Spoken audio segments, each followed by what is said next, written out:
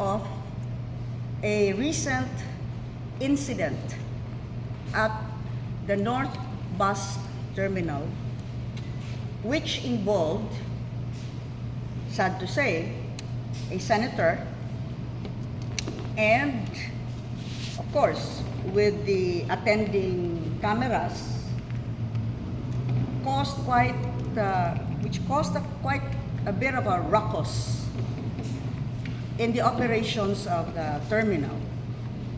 You probably saw the video, which of course Sunstar, as expected, carried, because that's expected of Sunstar. Anything that is controversial, especially that would involve any Garcia, because as you know, the North Bus Terminal is operated by the provincial government. And the head of this provincial government happens to be a Garcia. That's myself, Gwen Garcia. So thank you, Sunstar, for again saying in not so many words, but in so many images, just what you feel about us Garcias. Because it's notable that no other mainstream media carried it.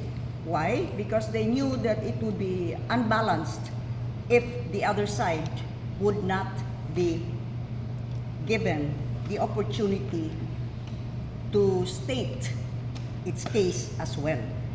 When you just present one side of an issue, knowing fully well that it would take several hours, in fact, a day or two, for the other side to present the other side of the story, well, you judge what you call that. Is it responsible journalism, or is it ... At any rate,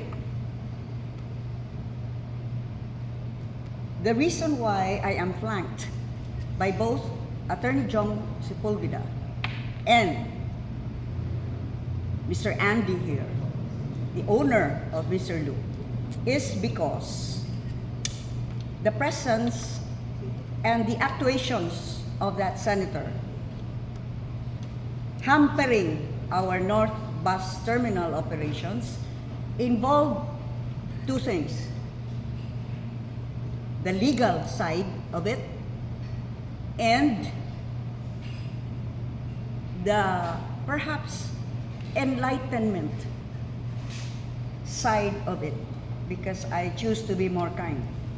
I would not wish to say that we would have to cure the ignorance side of it, but I will just say the enlightenment side of it. So I shall leave so that you can focus all your attention on both Attorney Jong and Mr. Andy here. Don't worry, as I have done the intro, I will also do the extra. She will be back. I'll be back.